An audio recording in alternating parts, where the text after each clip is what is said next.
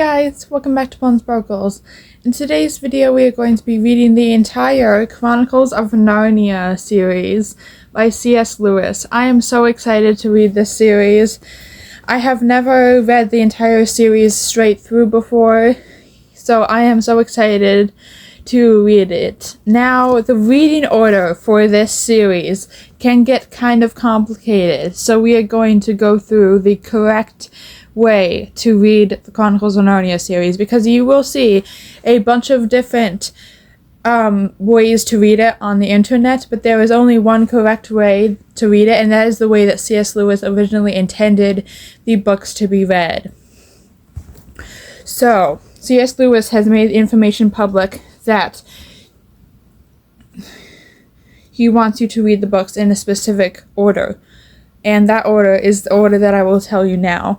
So, the books in the Chronicles of Narnia series in order are The Magician's Nephew, The Lion, the Witch, and the Wardrobe, The Horse and His Boy, Prince Caspian, The Voyage of the Dawn Treader, The Silver Chair, and finally The Last Battle.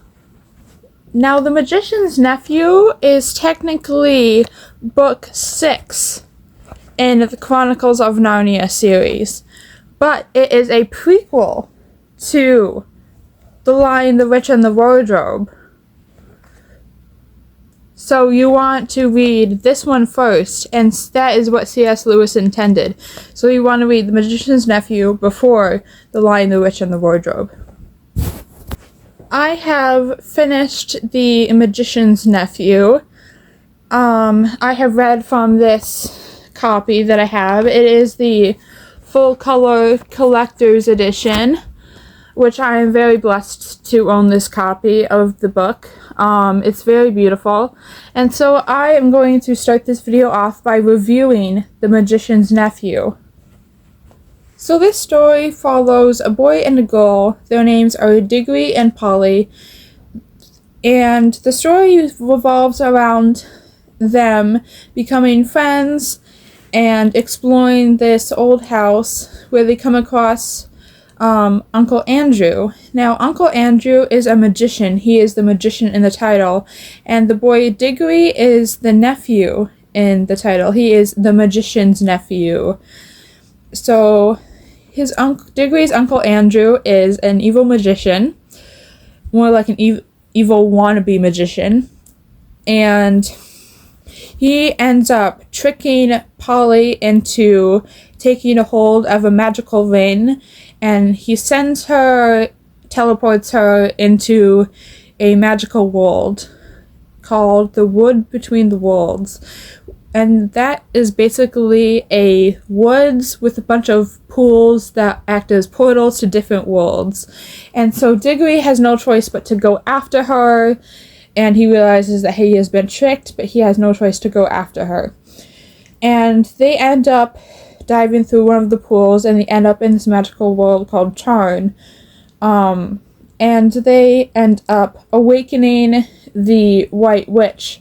And we find out that her name is Jadis, and she ends up coming into the human world and causing chaos, but Polly and Diggory are able to bring her back into the Wood Between the Worlds, and they witness the creation of Narnia. They meet Aslan, and they see Aslan creating Narnia as Charn gets destroyed. So Aslan, noticing that Jadis the White Witch has entered Narnia, sends Diggory and Polly on a mission to save Narnia, basically. They need to go find a very special fruit from a very special tree in a very special garden. And so he gives wings to a horse that they accidentally brought with them from the human world, making a Pegasus for them to fly on to go get this fruit. So they go get the fruit, bring it back to him, and he creates the wardrobe. We also see the creation of the lamppost in this book, so that is really cool. There are a lot of callbacks to The Lion, the Witch, and the Wardrobe in this, so that was really fun to read about. And then Aslan gives Diggory a piece of the magical fruit to heal his sick mother. They go back to the human world, and this is the best part about this book, in my opinion. The boy Diggory grows up to be the professor who lives in the house with the magical wardrobe that some very special children get sent to because of the air raids.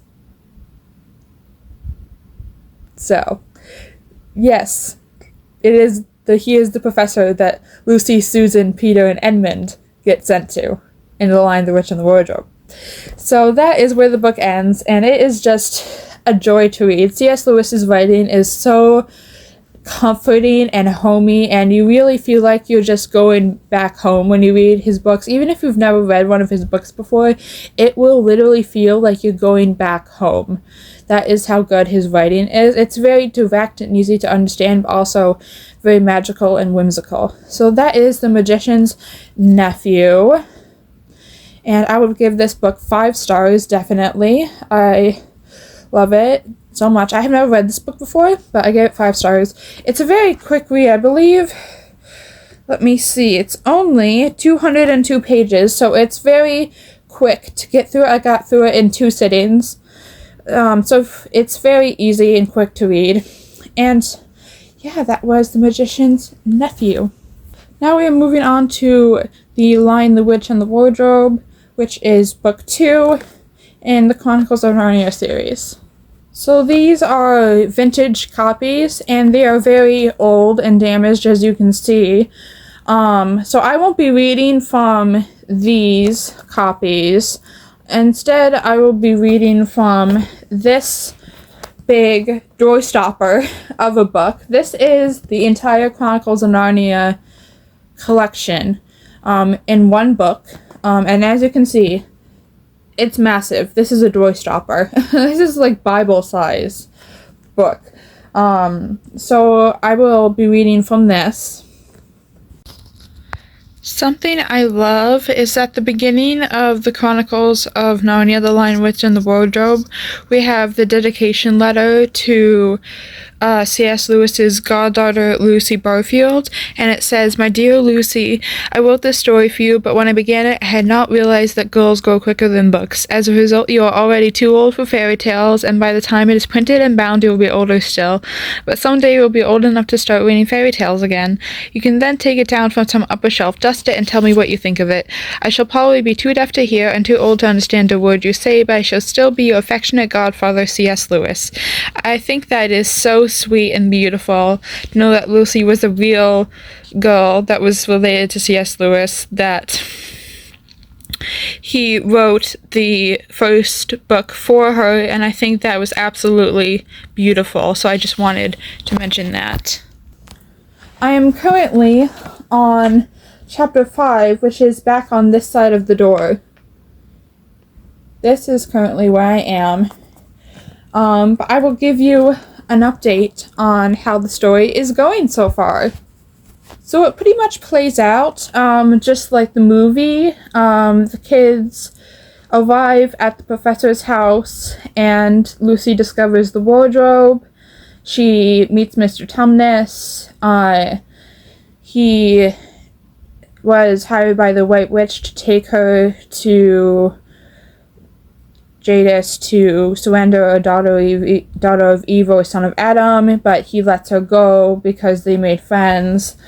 And then the rest of the siblings don't believe Lucy that there's a magical land in the wardrobe.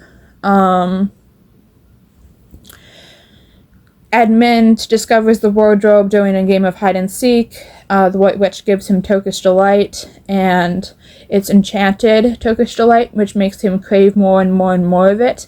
And so Edmund agrees to bring the rest of his siblings to the White Witch so that she can destroy them basically, but she doesn't tell Edmund that. She says that she will make him a prince and make his siblings his servants. So, but really she wants to destroy them and destroy Aslan and all of Narnia. So that is where I'm up to right now. The kids have just gone back through the wardrobe, Lucy and Edmund, and they have gone back to Susan and Peter in the house, and that is where I am right now. The next part of the story, I'm pretty sure, is where they all go through the wardrobe and they meet the beavers. I'm pretty sure that's coming up pretty soon. If we're going based on the movie, which I have watched the movies multiple times. So we'll have to see if the book continues to follow what the movie went plot-wise. Yeah, I'm very excited to continue reading this book, and yeah, that's all the updates I have for now. I forgot how much of a little brat Edmund is in The Lion, the Witch, and the Wardrobe at the beginning of it.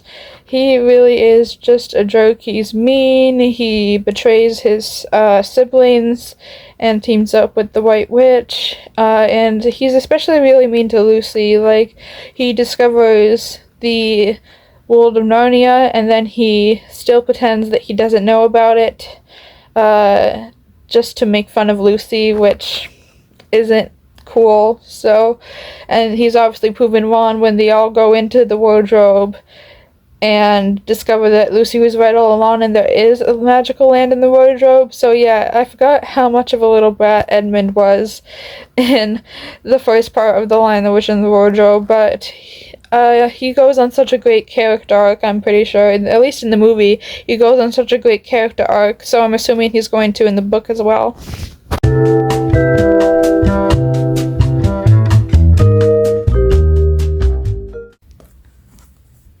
There's just something so cozy and warm and inviting about the scene where the kids are eating the food with the beavers in their dam. It's just so cozy and warm and wholesome. Like, I love it so much. That's one of my favorite scenes in the movie and the book. It's so nice to read.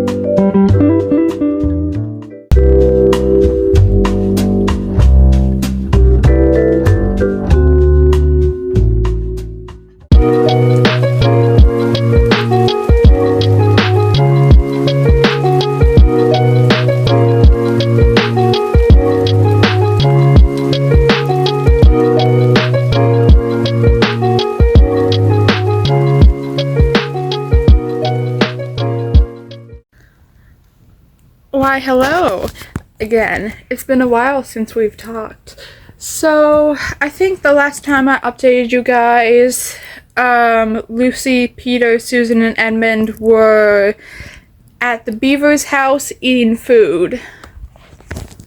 As you probably saw in the vlog footage, I went to a little bookish cafe and ate some delicious food, had some delicious boba, and I then went and got a few books. I got a book there, I got a few books at a little free library, and I got a book at Barnes. So I'm going to show you a book haul.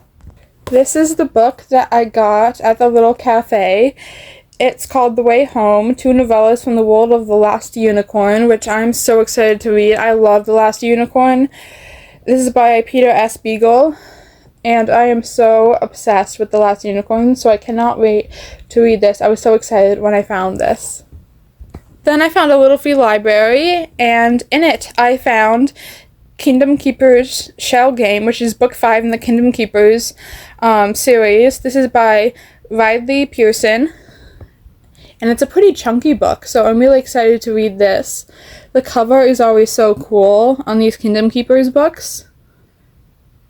I'm so excited to read this. I also found Identical by Ellen Hopkins, which is a huge poetry book. And I am so excited about this. I've been looking for this for ages. And I'm going to make a whole separate video on this, hopefully. So look forward to that video, which will be a reading vlog and review of Identical by Ellen Hopkins. I'm so excited that I found this because I didn't want to buy it with money because I didn't want to give Ellen Hopkins any money. So, yeah. Okay, are you ready for the most exciting book? I went to Barnes and read some more, but I found... Hold on. Okay, if you will recall earlier in the reading vlog, I read from the full-color edition of The Magician's Nephew. Well, at Barnes, I found the full-color version of The Lion, the Witch, and the Wardrobe. I didn't even know they still sold these. I thought these were really old editions, but no. They still make them, and I found this one here, which it was so exciting. My local Barnes had this book, so I of course got it, and it was only $11 for a collector's edition fully illustrated book. That's so amazing. So yeah, of course I picked it up for that price. So that was the book haul. So a lot has happened in The Lion, the Witch, and the Wardrobe since I last updated you all. Edmund has betrayed his siblings and told the White Witch of Aslan's return and his siblings' plan, and now he is a prisoner of the White Witch, and the other children are trekking the snow with the beavers to go to Aslan's camp to fight in the war against the White Witch. Along the way, they come across Father Christmas, who gives them their presents and lets them know that the White Witch's magic is fading away and that spring is coming. And spring is indeed coming. The snow is melting, the ice is melting, water is beginning to run, birds are beginning to sing. And the White Witch takes notice of this and gets very angry and turns a bunch of animals into stone. Mr. Tumnus, Lucy's friend, has also been under arrest and turned to stone for betraying the White Witch and helping Lucy get back through the wardrobe. And now Lucy and siblings need to save him. I am currently on chapter 12, which is called Peter's First Battle, right here. And which this chapter takes place at Aslan's camp once Lucy, Susan, and Peter and the beavers get to Aslan's camp.